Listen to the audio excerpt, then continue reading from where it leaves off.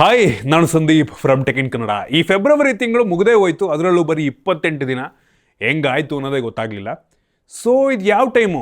Upcoming ಸ್ಮಾರ್ಟ್ಫೋನ್ಗಳ ಪರಿಚಯವನ್ನು ಮಾಡುವಂಥ ಟೈಮು. ನಾನಿವತ್ತು ಈ ಮಾರ್ಚ್ ತಿಂಗಳಲ್ಲಿ ಯಾವುದೆಲ್ಲ ಹೊಸ ಸ್ಮಾರ್ಟ್ಫೋನ್ಗಳು ಲಾಂಚ್ ಆಗ್ತಾ ಇದೆ ಅದರ ಪರಿಚಯವನ್ನು ಮಾಡಿಕೊಡ್ತೀನಿ. ನಿಮ್ಗೆ ಅದರಲ್ಲಿ ಯಾವುದಾದ್ರೂ ಇಂಟ್ರೆಸ್ಟಿಂಗ್ ಅನ್ನಿಸ್ತು ಅಂದರೆ ಆ ಫೋನ್ಗಳಿಗೆ ನೀವು ವೆಯ್ಟ್ ಮಾಡ್ಬೋದು. ಅದಕ್ಕಿಂತ ಮುಂಚೆ ನೀವು ನಮ್ಮ tech in Kannada YouTube channel subscribe ಮಾಡ್ಕೊಂಡಿಲ್ಲ ಅಂದರೆ ಈಗಲೇ ಸಬ್ಸ್ಕ್ರೈಬ್ ಮಾಡ್ಕೊಳ್ಳಿ ಮತ್ತು ಬೆಲ್ ಐಕಾನ್ ಕೂಡ ಕ್ಲಿಕ್ ಮಾಡ್ಬೋದು. ಸೊ ಈ ಮಾರ್ಚ್ ತಿಂಗಳಲ್ಲಿ ಬೇಜಾನ್ ಫೋನ್ಗಳು ಲಾಂಚ್ ಆಗ್ತಾ ಇದ್ದಾವೆ.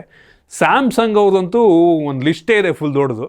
ಎಲ್ಲ ಬ್ರ್ಯಾಂಡ್ಗಳು ಒಂದಲ್ಲ ಒಂದು ಫೋನ್ಗಳು ಲಾಂಚ್ ಮಾಡ್ತಾ ಇದ್ದಾರೆ. ನನಗೆ ಇಂಟ್ರೆಸ್ಟಿಂಗ್ ಅನಿಸಿದ್ದನ್ನು ನಾನು ಲಿಸ್ಟ್ ಮಾಡಿದ್ದೀನಿ, ಆಯಿತಾ. ಮೊದಲನೇದಾಗಿ ವಿವೋ ಕಡೆಯಿಂದ ವಿವೋ T4X ಸುಮಾರು 15,000 ರೇಂಜಲ್ಲಿ ಲಾಂಚ್ ಆಗಬಹುದಾದಂಥ ಸ್ಮಾರ್ಟ್ಫೋನು. ಇದರಲ್ಲಿ ಡೈಮಂಡ್ ಸಿಟಿ 7300 ಪ್ರೊಸೆಸರ್ ಇರುತ್ತೆ ಅಂತ ಹೇಳಲಾಗ್ತಾ ಇದೆ. ಇನ್ ಕೇಸ್ ಇದು ನಿಜ ಆಯಿತು ಅಂತ ಅಂದರೆ ಈ ಪ್ರೈಸ್ ರೇಂಜಿಗೆ one of the most powerful processor ಹೊಂದಿರುವಂಥ ಫೋನ್ ಆಗ್ಬೋದು. ಏನಕ್ಕೆ ಅಂದರೆ ಸುಮಾರು 7.5 ಲಕ್ಷ ಅಂತೂ ಸ್ಕೋರನ್ನು ಕೊಡಬಲ್ಲಂಥ ಸಾಮರ್ಥ್ಯ ಈ ಒಂದು ಪ್ರೊಸೆಸರ್ಗಿದೆ. 15,000 ರೇಂಜಲ್ಲಿ ಸೂಪರ್ ಅಂತೀನಿ. ಮತ್ತು 6,500 mAh ಕೆಪಾಸಿಟಿ ಬ್ಯಾಟ್ರಿ ಅಂತೆ, 44 ವ್ಯಾಟ್ ಚಾರ್ಜರು.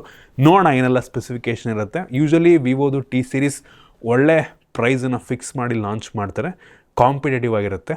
ನೋಡೋಣ. ಮುಂದಿನ ಸ್ಮಾರ್ಟ್ಫೋನ್ ಬಂದ್ಬಿಟ್ಟು ಮೋಟೋ ಕಡೆಯಿಂದ ಮೋಟೋರೋಲಾ ಎಡ್ಜ್ 60 ಫ್ಯೂಷನ್ನು ಮೋಸ್ಟ್ ಪಾಪ್ಯುಲರ್ ಸೀರೀಸು. ನಂಗನಿಸ್ತಂಗೆ ಈ ಫೋನು 22,000 to 25,000 ರೇಂಜಲ್ಲಿ ಲಾಂಚ್ ಆಗ್ಬೋದು.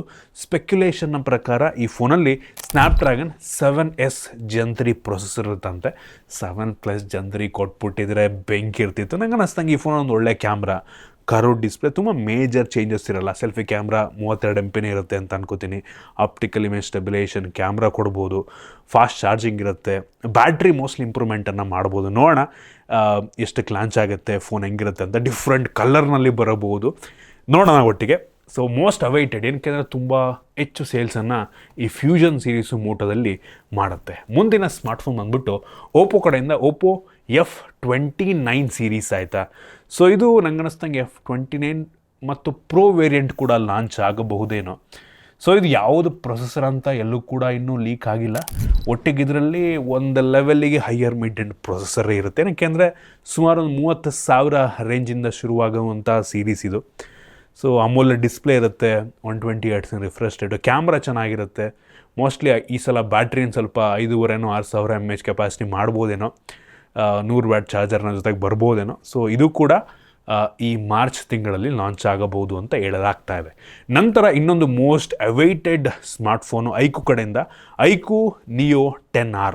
ಇದರಲ್ಲಿ ಸ್ನ್ಯಾಪ್ಡ್ರ್ಯಾಗನ್ 8S ಎಲೈಟ್ ಪ್ರೊಸೆಸರ್ ಇರುತ್ತಂತೆ, ಒಂದು ಹೊಸ ಪ್ರೊಸೆಸರು.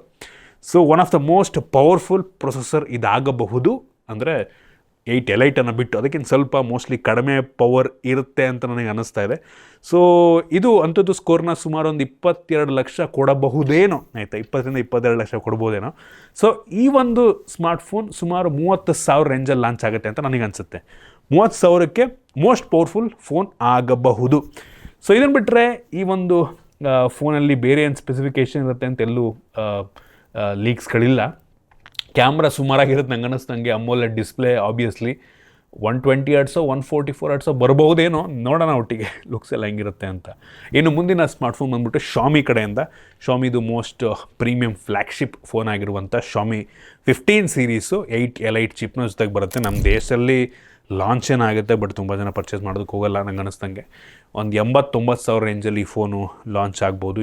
ಎಲ್ಲ top specification, top notch camera ಎಲ್ಲದನ್ನು ಕೂಡ ನೀಡಿ ಈ ಒಂದು ಫೋನ್ನ ಲಾಂಚ್ ಮಾಡ್ಬೋದು. ಈ ಸಲನೂ ಕೂಡ ಲೀಸಾನ ಅಂದರೆ ಕ್ಯಾಮ್ರಾ ಪವರ್ಡ್ ಬೈ ಲೀಸಾನ ಅಂತಾರೆ, ಆಯಿತಾ. ಸೊ ಅದರ ಜೊತೆಗೇ ಇದು ಬರಬಹುದು.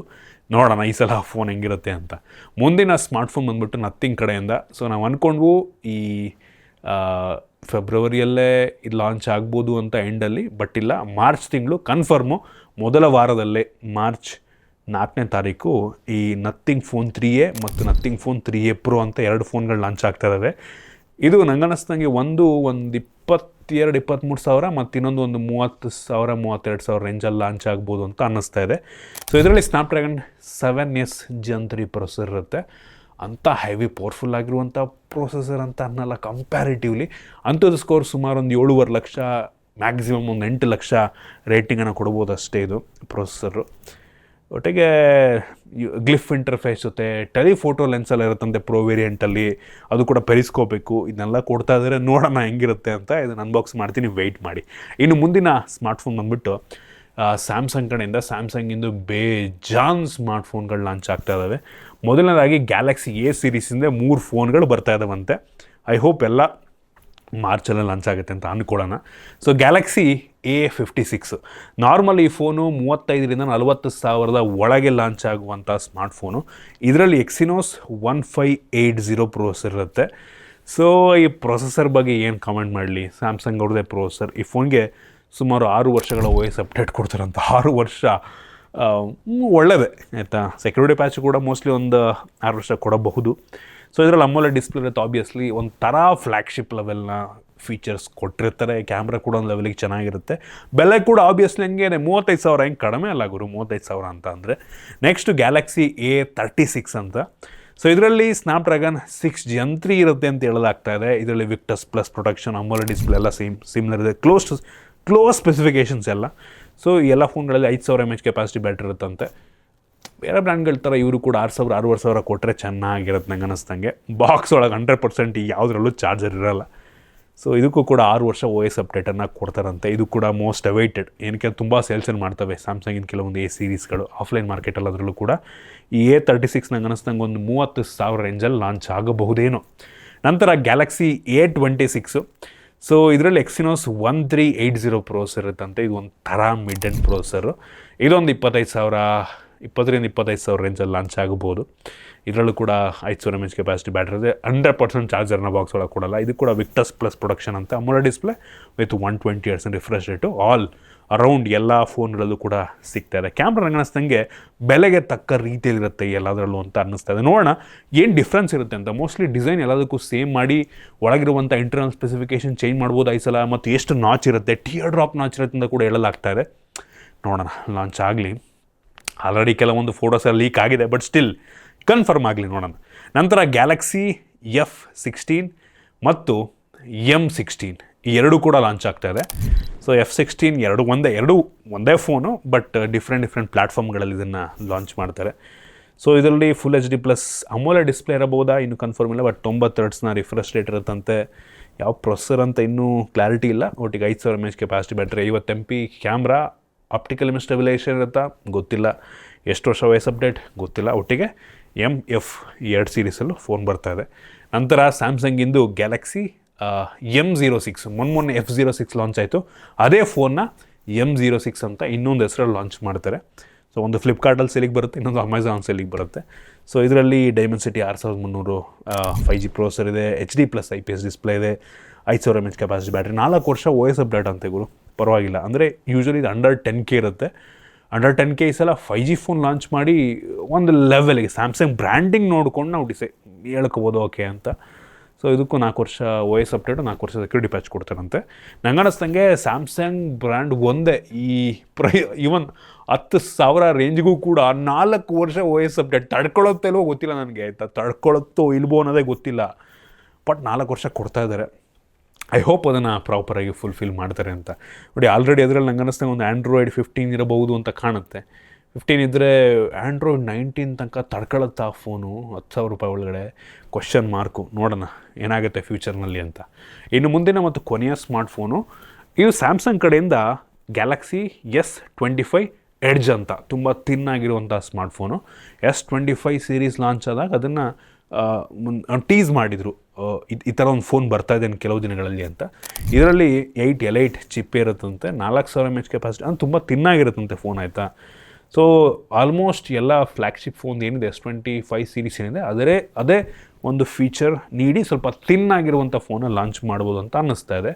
ಮೋಸ್ಟ್ಲಿ ಈ ಫೋನ್ ಒಂದು 90,000, ಮೋಸ್ಟ್ಲಿ 80,000-90,000 ರೇಂಜಲ್ಲಿ ಲಾಂಚ್ ಆಗ್ಬೋದು ಅಂತ ನನ್ನ ಅಭಿಪ್ರಾಯ. ಕ್ಯಾಮ್ರಾ ಹೆಂಗಿರೋದು ನೋಡಬೇಕಾಯ್ತು, ಏನಕ್ಕೆ ತುಂಬ ತಿನ್ನಾಗಿರೋದ್ರಿಂದ ಕ್ಯಾಮ್ರಾದಲ್ಲಿ ಕಾಂಪ್ರಮೈಸ್ ಆಗ್ಬೋದು, ಅಥವಾ ಏನೋ ಹೊಸ ಟೆಕ್ನಾಲಜಿ ಬೇರೆ ತೊಗೊಂಬಂದಿದ್ದಾರೆ ಮೊನ್ನೆ. ಅಂದರೆ ಒಳ್ಳೆ ಕ್ಯಾಮ್ರಾನೇ ತುಂಬ ಮಾಡಿ ಒಂದು ಯಾವುದೋ ಟೆಕ್ನಾಲಜಿ ಆಯಿತು ಅವ್ರದ್ದೇನೆ, ಎಲ್ಲ ಫೋನ್ಗಳಿಗೂ ನೆಕ್ಸ್ಟ್ ಬರ್ಬೋದು ಅದು. ಸೊ ಕ್ಯಾಮ್ರಾ ಬಂಪ್ ಇರ್ತಿತ್ತಲ್ವ, ಅದನ್ನು ಕಡಿಮೆ ಮಾಡುತ್ತಂತೆ. ಸೊ ಅದನ್ನು ಇಂಪ್ಲಿಮೆಂಟ್ ಮಾಡಿ ಫೋನಲ್ಲಿ ತರಬಹುದಾ? ಕ್ಯಾಮ್ರಾ ಚೆನ್ನಾಗಿರಲ್ವಾ? ನೋಡೋಣ. ಸೊ ಇದಿಷ್ಟು ಕೆಲವೊಂದು ಅಪ್ಕಮಿಂಗ್ ಸ್ಮಾರ್ಟ್ಫೋನ್ಗಳ ಪರಿಚಯ. ಒಳ್ಳೊಳ್ಳೆ ಫೋನ್ಗಳಂತೂ ಲಾಂಚ್ ಆಗ್ತದೆ, ಬೆಜಾನ್ ಫೋನ್ಗಳು ಲಾಂಚ್ ಆಗ್ತದೆ. ನೋಡಿ, ನಿಮ್ಗೆ ಇದರಲ್ಲಿ ಯಾವುದಾದ್ರೂ ಫೋನ್ ಇಂಟ್ರೆಸ್ಟಿಂಗ್ ಅನಿಸಿದರೆ, ಯಾವುದಕ್ಕಾದ್ರೂ ವೆಯ್ಟ್ ಮಾಡ್ತಾ ಇದ್ದರೆ ಇದಕ್ಕೆ ನೀವು ವೆಯ್ಟ್ ಮಾಡಿ. ನಿಮಗೆ ಪ್ರೈಸ್ ಓಕೆ ಆಯಿತು ಅಂದರೆ ಲಾಂಚಿಂಗ್ ಪ್ರೈಸು ತಗೋಬೋದು. ಐ ಹೋಪ್ ನಿಮಗೆ ಈ ವಿಡಿಯೋ ಯೂಸ್ಫುಲ್ ಆಗಿದೆ. ಕೆಲವೊಂದು ಫೋನ್ಗಳ ಬಗ್ಗೆ ಮಾಹಿತಿಯನ್ನು ತಿಳ್ಕೊಂಡಿದ್ದೀರಾ ಅಂತ ಅನ್ಕೋತೀನಿ. ಇಷ್ಟ ಆಗಿದ್ರೆ ಲೈಕ್ ಮಾಡಿ, ಶೇರ್ ಮಾಡಿ. ಇದೇ ರೀತಿ ನಮ್ಮ ಬೇರೆ ಬೇರೆ ವಿಡಿಯೋಗಳಿಗೆ ನಮ್ಮ tech in Kannada ID subscribe ಮಾಡ್ಕೊಂಡಿಲ್ಲ ಅಂದರೆ ಈಗಲೇ ಸಬ್ಸ್ಕ್ರೈಬ್ ಮಾಡ್ಕೊಳ್ಳಿ ಮತ್ತು ಬೆಲ್ ಐಕಾನ್ ಕೂಡ ಕ್ಲಿಕ್ ಮಾಡ್ಬೋದು. ಸಿಗೋಣ ಮತ್ತೆ ಮುಂದಿನ ವಿಡಿಯೋದಲ್ಲಿ.